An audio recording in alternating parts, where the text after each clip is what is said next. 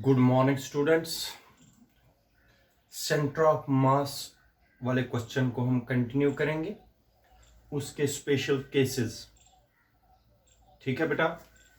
तो सबसे पहले मैं आप लोगों को सेंटर ऑफ मास का जो पोजीशन वेक्टर हमने निकाला था वो है R centre of mass is equal to, ये हमने कल निकाला था, m1r1 plus m2r2 vector upon m1 plus m2। Special cases के लिए बेटा इसको मैं आज इक्वेशन फर्स्ट रखता हूं। ठीक है बेटा, याद रखिए this is two particle system के लिए। कल हमने समझाया था टू पार्टिकल सिस्टम, ये है m1 और ये है m2। यहां पर आया था सेंटर ऑफ मास जिसको C रखा। ठीक है, तो आज इसके special cases. If m1 is equal to m2 is equal to m, if both the bodies A and B have same mass, अगर दोनों बॉडीज का मास सेम होगा देन सेंटर ऑफ मास कहां पर लाई करेगा वो देखना है। इधर देख लीजिए बेटा, अगर इस बॉडी का भी मास 5 kg है, इस बॉडी का भी मास 5 kg है, हमें बताना है सेंटर ऑफ मास कहां पर है वो देख लीजिए। m equation first becomes r, this is case first, equation first becomes r center of mass is equal to mr1 vector plus mr2 vector upon m plus m, which is equal to m common निकाल दीजिए, r1 vector plus r2 vector divided by 2m, m plus m 2m, m and m cancel. r centre of mass, position vector of centre of mass is equal to r1 plus r2 upon 2। इसका मतलब हो गया बेटा position vector of centre of mass, position vector of centre of mass जो है RCM, position vector of centre of mass is equal to the arithmetic mean. ये mean है या एवरेज है, it is the arithmetic mean of the position vectors of the two particles. ये R1 है, ये R2 vector है, इनके arithmetic mean के बराबर होता है। शाबाश बेटा, जरा मुझे बता दीजिए, अगर mass of the two bodies same होगा then centre of mass, then the position vector of centre of mass is equal to the average और arithmetic mean of the position vectors of the two particles. ये case first है। ठीक है बेटा, now case second.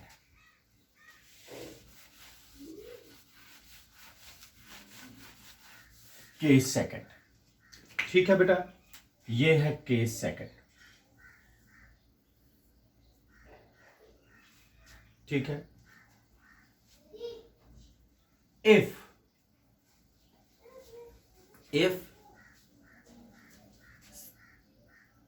center of mass, if center of mass lies at, this is case second, if center of mass lies at origin, बेटा ये origin है, ये x axis, ये y एक्सिस, ये z एक्सिस। ठीक है बेटा, क्वेश्चन के हिसाब से, स्पेशल केस के हिसाब से, अगर सेंटर ऑफ मास लाई करता है ओरिजिन पर, यहां पर सेंटर ऑफ मास है, ये अंडरस्टैंड करो। अगर सेंटर ऑफ, मैं आप लोगों को बताता हूं, ये अगर कोई चीज है, ये सेंटर ऑफ मास यहां पर है इसका, तो एक साइड से एक पार्टिकल होगा, दूसरी साइड से दूसरा पार्टिकल होगा, ठीक है। सेंटर ऑफ मास तभी इनका लाई करेगा यहां पर। अगर ओरिजिन पर है सेंटर ऑफ मास, ठीक है बेटा, ओरिजिन पर सेंटर ऑफ मास है, तो RCM इज इक्वल टू 0, क्योंकि ओरिजिन पर इसके पोजीशन वेक्टर क्या होगा, 0। अच्छा, अगर ये 0 होगा, इक्वेशन फर्स्ट बिकम्स, क्योंकि at the origin the position vector of centre of mass is 0, क्योंकि लाई करता है इसी पर। शाबाश, अंडरस्टैंड करो। RCM 0 बन गया, 0 is equal to M1 R1 vector plus M2 R2 vector upon M1 plus M2। बेटा इन दो को क्रॉस मल्टीप्लाई करिए, ठीक है, ये आएगा M1 R1 vector plus M2 R2 vector is equal to 0, ठीक है। M1 R1 vector is equal to minus M2 R2 vector, R1 vector is equal to minus M2 upon M1 into R2 vector.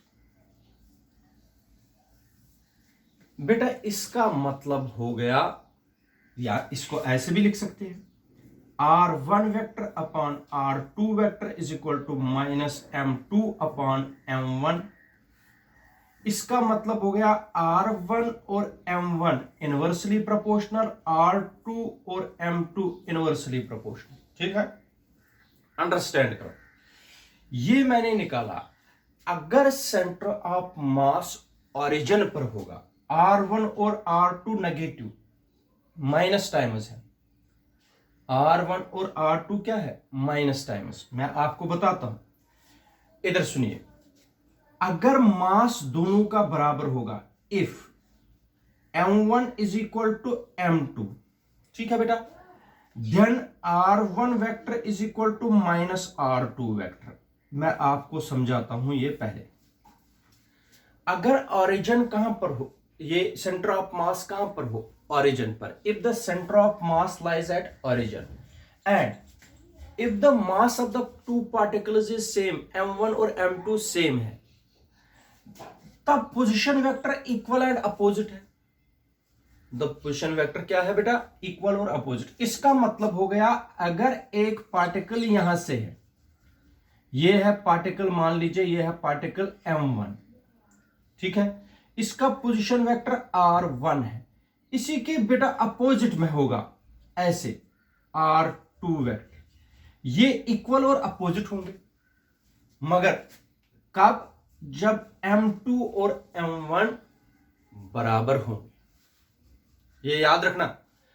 तो एक यहां से होगा, एक यहां से होगा वेक्टर, और इनका जो सेंटर ऑफ मास है that lies at origin, remember it.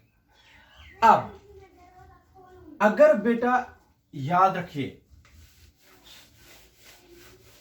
अगर if M2 is greater than M1, अगर एक, मान लीजिए मैं यहां पर बताता हूं, इधर सुनिए, अगर ये तीन तरीकों से मैं समझाऊंगा, आप ये इधर देख लीजिए। M1 M2 अगर दोनों बराबर होंगे, if M1 is equal to M2, ये याद रखना बेटा, then centre of mass lies at centre. अगर ये भी 5 kg है, ये भी 5 kg है बेटा, सेंटर ऑफ मास लाई करेगा सेंटर पर, ठीक है, इसका मतलब ओरिजिन पर। अब अगर if M1 is greater then M2, अगर ये M1 है, ये M2 है। अगर ये 10 kg है, ये 5 kg है। देखो बेटा, इसका मतलब हो गया if M1 is greater then M2, तब सेंटर ऑफ मास सेंटर पर नहीं करेगा, ऑरिजिन पर नहीं होगा, तब सेंटर ऑफ मास लाई करेगा यहां पर। कम से कम सेंटर ऑफ मास होगा, यहां पर सेंटर ऑफ मास होगा। ये बैलेंस हो जाएगा यहां पर। अगर एक स्केल लेंगे, ये बैलेंस करना है आपको, सेंटर ऑफ मास निकालना है, ये यहां पर बैलेंस होगा, सेंटर पर बैलेंस नहीं होगा क्योंकि इसका मास ज्यादा है। इसका मतलब हो गया जिस बॉडी का मास ज्यादा है उसी के साइड में सेंटर ऑफ मास होगा। जिस बॉडी का मास कम है उसके साइड में सेंटर ऑफ मास नहीं होगा, सेंटर ऑफ मास शिफ्ट होगा। और ये सेंटर तो ये है, इट इज सेंटर, मगर सेंटर ऑफ मास शिफ्ट हो गया किसकी तरफ? जिसका मास ज्यादा है। याद रखना है। इसी तरीके से अगर M2 बड़ा होगा, if M2 is greater than M1, then centre of mass यहां पर होगा, शिफ्ट होगा यहां की तरफ। अगर बॉडी दोनों पार्टिकल्स का मास सेम होगा, then centre of mass lies at the centre. अगर बॉडी M1 का मास ज्यादा होगा M2, तब सेंटर ऑफ मास शिफ्ट होगा M1 की तरफ। अगर M2 is greater than M1, then centre of mass shift towards the M2। जिस बॉडी का वजन ज्यादा होगा उसकी तरफ शिफ्ट होगा। This is case second. याद रखना बेटा, अंडरस्टैंड हुआ? Now there is case third.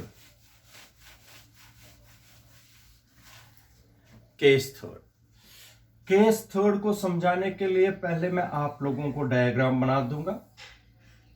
इधर देख लीजिए बेटा, अच्छी तरह समझ लीजिए।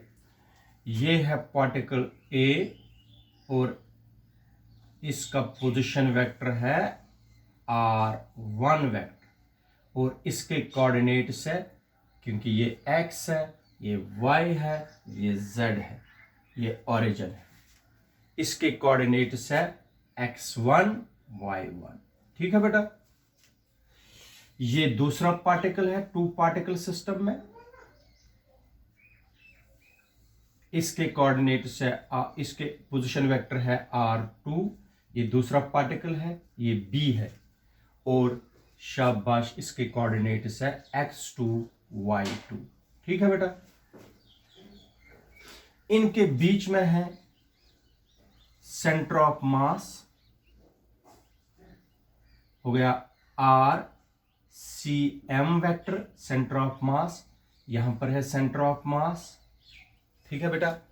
तो इसके कोऑर्डिनेट्स है, अगर ये C रखेंगे, इसके कोऑर्डिनेट्स है X, capital X COM, comma Y COM, ऐसे कोऑर्डिनेट्स। ये समझ आया बेटा? ये है डायग्राम। और अब मैं आप लोगों को बताता हूं कि किस तरीके से हम कोऑर्डिनेट्स देखेंगे। इधर देखो, RCOM के कोऑर्डिनेट, शाबाश, RCOM position vector of centre of mass is equal, हमने पढ़ा है ये, क्योंकि इधर देख लीजिए बेटा, यहां से I cap, J cap, K cap. ठीक है बेटा। तो हमें 2 कोऑर्डिनेट्स में, ये तो 2 ही कोऑर्डिनेट्स है, इस पर करेंगे। इधर सुनिए, ये है X capital X centre of mass into I cap plus Y centre of mass into J cap. ये वाला भी लगा सकते हैं क्योंकि हमने पार्टिकल्स को किस में, प्लेन में रखा है, डेट इज XY प्लेन में। ठीक है। अब शाबाश बेटा, ये हो गया इसका R1 वेक्टर, किसके बराबर होगा? शाबाश, X1 I cap plus y1 j cap, ठीक है, और two vector x2 i cap plus y2 j cap, ठीक है। इन तीनों का वैल्यू लगा दीजिए इक्वेशन फर्स्ट में, शाबाश, लगा दीजिए तीनों का वैल्यू इक्वेशन फर्स्ट में। क्या आएगा, RCOM position vector of centre of mass is equal to, नहीं इसके बजाय, शाबाश, क्या करेंगे बता दीजिए, इसके बजाय क्या लिखेंगे, x centre of mass, CM भी लिख सकते हैं, centre of mass short form में, i cap plus y centre of mass j cap, capital है दोनों, is equal to m1 r1 के बजाय x1 i cap plus y1 j cap plus m2, शाबाश, x2 i cap plus y2 j cap, ठीक है बेटा, upon m1 plus m2, ठीक है। थोड़ा मल्टीपल कर दीजिए, ये हो गया x i कैप y, इस तरीके से m1 x1 i cap plus m1 y1 j cap plus m2 x2 i cap plus, शाबाश, बता दीजिए, plus m2 y2 j cap upon m1 plus m2, multiply किया बेटा, और कुछ नहीं, इनसे मल्टीप्लाई किया, ठीक है। अब इधर सुनिए, i वाले अलग, j वाले अलग, हो गया, शाबाश, m1 x1 plus m2 x2 into i cap, ये और ये, इसमें i कैप बाहर आएगा, ठीक है, ध्यान से सुनो, प्लस इन दो में, शाबाश, इन दो में j कैप बाहर आएगा, m1 y1 plus m2 y2 into j cap, ठीक है, इन दो में आएगा बाहर, अपॉन m1 प्लस m2, यहां से है x centre of mass i cap plus y centre of mass j cap, ठीक है। अब देखो बेटा क्या करना है, ये सबसे इंपॉर्टेंट पॉइंट है, कंपेयर करिए, comparing coefficients of i cap and j cap, को कंपेयर कर दीजिए कोफिशिएंट्स i कैप और j कैप के, ठीक है बेटा, याद रखिए।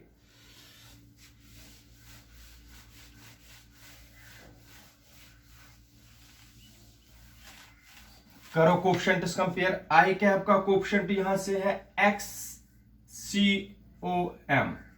ये है i कैप का कोफिशिएंट, शाबाश, is equal to m1 x1, ये फॉर्मूला बनेगी x कोऑर्डिनेट के लिए, प्लस m2 x2